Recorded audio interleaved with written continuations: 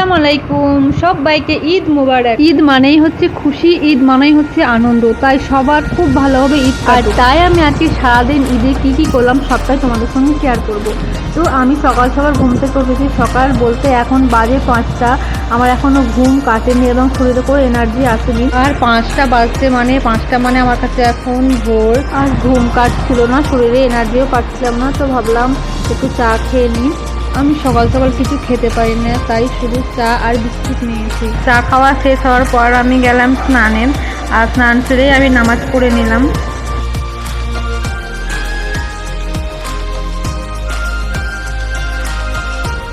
এদিকে নামাজ শেষ হয়ে গেছে, এনারা সবাই চলে এসেছেন বাড়িতে।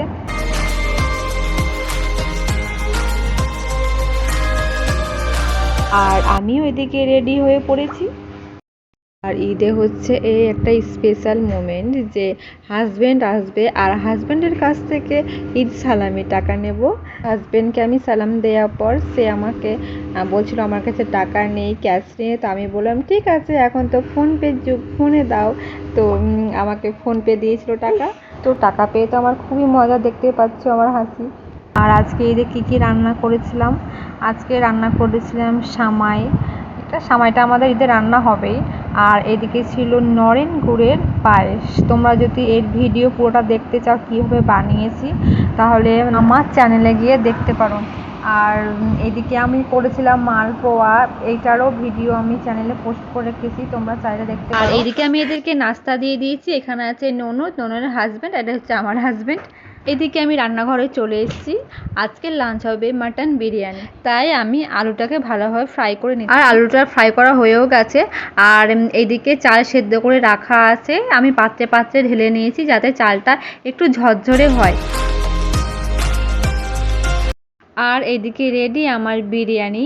বলো কার কার বিরিয়ানি দেখে জিভে জল চলে এলো? আমার তো এলোই।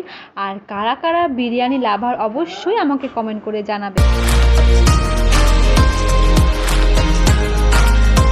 আর তারপরে বিরিয়ানির গন্ধতে আমার খুব জোরে পেয়ে গেছিলো খিদে, তাই আমি খেয়ে নিলাম বিরিয়ানি।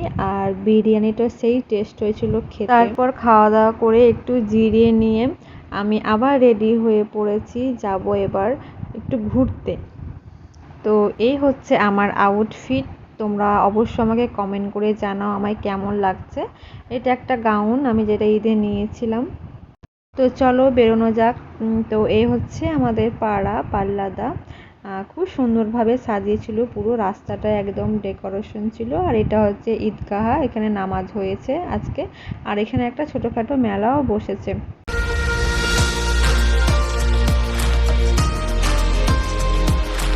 আর আমাদের নির্দিষ্ট কোনো আগে থেকে প্ল্যান হয়নি যে আমরা কোথায় যাব। তো আমরা ঘুরেই যাচ্ছিলাম, রাস্তায় ঘুরেই যাচ্ছিলাম। আর এখন চলে এসেছি কাঁচরাপাড়া থেকে বাগমোড়। তো যেতে যেতে আমরা দেখছি একটা নতুন একটা রেস্টুরেন্ট খুলেছে, রেস্টুরেন্টটির নাম দ্য লেলন।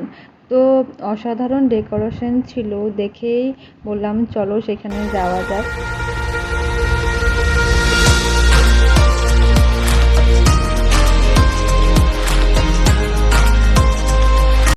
আর শুরু থেকেই দেখো ডেকোরেশনটা কত সুন্দরভাবে শুরু করেছে। এ হচ্ছে সিঁড়ি, আর এর ওপর দিয়ে আমরা যাব দোতলায়।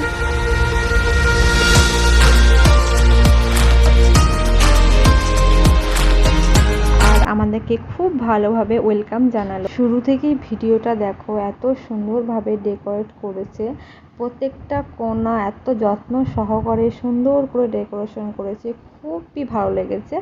আর এটা ছবি তোলার জন্য যত একদম বেস্ট জায়গা, তোমরা চাইলে এখানে আসতে পারো। আর এটার লোকেশন হচ্ছে বাগমোড় ডায়মন্ডের ওখানে একটু এগিয়ে নতুন একটা খুলেছে ওপরতলায়। আর শুরুতেই আমি নিয়ে নিয়েছি এখানে একটা লেমন মকটেল, যেটা খেয়ে অসাধারণ লেগেছে, খুব সুন্দরভাবে বানিয়েছে এবং এখানকার প্রত্যেকটা খাবারই প্রায় ভালোই করেছে। আর সঙ্গে নিয়ে নিয়েছিলাম ক্রিসপি চিকেন, আর খাবারের প্রেজেন্টেশনটাও খুব ভালো ছিল। আর এটারও টেস্ট ছিল খুব ভালো। তবে অন্য রেস্টুরেন্টের তুলনায় এই রেস্টুরেন্টটার খাবার দাবার একটু কস্টলি হলেও কিন্তু খাবারগুলো কিন্তু ভালোই টেস্ট ছিল।